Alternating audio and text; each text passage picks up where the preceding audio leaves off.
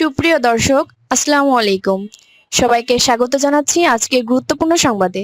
প্রথমেই জানিয়ে দিচ্ছি সংবাদ শিরোনাম, পরে বিস্তারিত। ওয়াকুরুজ্জামানের মতে আওয়ামী লীগকে ছাড়া কোনো নির্বাচনই হবে না। এদিকে শাপলা গণহত্যার শহীদদের ভাতার দাবি মামুনুল হকের। শুনছিলেন সংবাদ শিরোনাম। এখন সংবাদের বিস্তারিত। দর্শকবৃন্দ, রাজনৈতিক অঙ্গনে এখন একটাই আলোচনার ঝড়, আসন্ন জাতীয় নির্বাচন। যখন সমগ্র দেশ জুড়ে নির্বাচনী উত্তেজনা তুঙ্গে, তখন হঠাৎ করেই নীরবতা ভেঙে মুখ খুললেন বাংলাদেশের সাবেক সেনাপ্রধান ওয়াকুরুজ্জামান। একসময় যাকে শেখ হাসিনার ঘনিষ্ঠ হিসেবেই দেখা হতো, সেই ওয়াকুরুজ্জামান এবার আওয়ামী লীগের অবস্থান নিয়ে এমন সব গোপন তথ্য প্রকাশ করেছেন যা পুরো রাজনৈতিক প্রেক্ষাপটই নাড়িয়ে দিয়েছে। আজকের এই প্রতিবেদনে আমরা বিশদভাবে জানব তার বক্তব্য, প্রতিক্রিয়া এবং এই বক্তব্যে যে সুনামি বইছে রাজনীতির মাঠে, তারই পূর্ণচিত্র।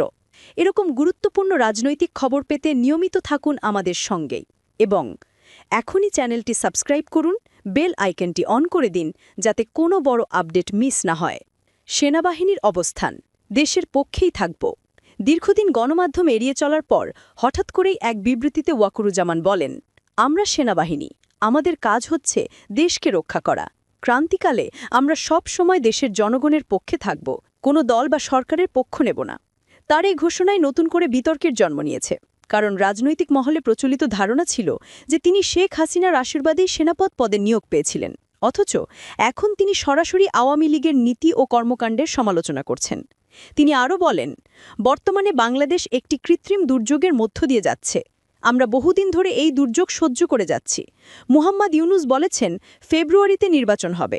আমরা সেই নির্বাচন সুষ্ঠু করতে সবসময় অন্তর্বর্তীকালীন সরকারের পাশে থাকব। এই বক্তব্যে স্পষ্ট বার্তা ছিল, সেনাবাহিনী কোনো দলীয় পক্ষ নেবে না, বরং দেশের স্বার্থে তারা অবস্থান নেবে। এমন ঘোষণার মধ্য দিয়ে তিনি বোঝাতে চেয়েছেন সেনাবাহিনী ভোটের মাঠে নিরপেক্ষ অবস্থান নেবে, যা সরকারের জন্য বড় এক বার্তা।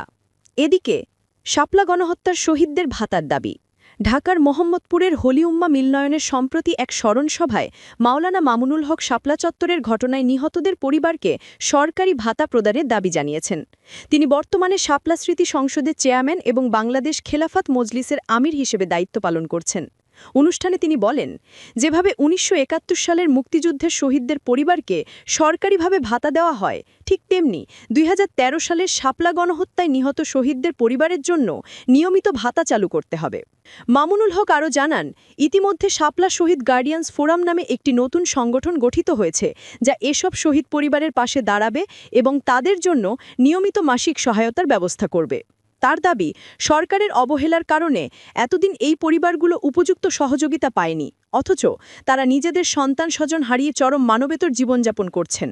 অনুষ্ঠানে উপস্থিত ছিলেন মাওলানা আতাউল্লাহুল্লাহ আমিন, মাওলানা আবুল হাসান জালালি, মাওলানা ইলিয়াস হামিদি, মাওলানা সালাউদ্দিন মাসুদ এবং মাওলানা আরিফুর রহমান সহ বেশ কয়েকজন ইসলামী নেতৃবৃন্দ।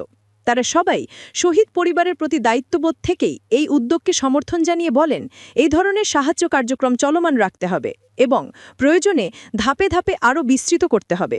তারা মনে করেন, এই পরিবারগুলো রাষ্ট্রের অংশ এবং নাগরিক হিসেবে তাদের প্রতি মানবিক দায়িত্ব পালনে সরকারকে এগিয়ে আসতে হবে। বক্তারা বলেন, রাষ্ট্র যদি ৭১-এর শহীদদের সম্মান জানাতে আর্থিক সহায়তা প্রদান করতে পারে, তবে গণ আন্দোলনে নিহত নিরীহ মানুষের পরিবারকেও সেই মর্যাদা ও সহায়তা দেওয়া উচিত। স্মরণ সভায় বক্তারা সরকারের কাছে আনুষ্ঠানিকভাবে দাবি জানান, একটি জাতীয় তদন্ত কমিশন গঠন করে শাপলা চত্বরের ঘটনায় নিহতদের সঠিক সংখ্যা নির্ধারণ এবং নিহতদের স্বীকৃতি প্রদানের পাশাপাশি তাদের পরিবারকে মাসিক ভাতা ও পুনর্বাসন সহ সব ধরনের সামাজিক সহায়তার আওতায় আনতে হবে। অনুষ্ঠানটি মূলত ছিল শাপলা চত্বরের ঘটনার স্মৃতি রক্ষার উদ্দেশ্যে আয়োজিত বার্ষিক সভা। আয়োজকরা জানান, এই উদ্যোগ কেবল ভাতা দাবি নয়, বরং নিহতদের আত্মত্যাগকে জাতির কাছে স্মরণীয় করে রাখার একটি প্রচেষ্টা। তারা বলেন, এই কার্যক্রম রাজনৈতিক উদ্দেশ্য নয়, বরং মানবিক এবং সামাজিক দায়িত্ববোধ থেকে গৃহীত হয়েছে এবং ভবিষ্যতেও এটি চলমান থাকবে। দর্শকবৃন্দ, এমন আরও গুরুত্বপূর্ণ আপডেট পেতে এখনই চ্যানেলটি সাবস্ক্রাইব করতে ভুলবেন না। বেল আইকনটি অন করুন যাতে পরবর্তী আপডেট সবার আগে আপনি পান।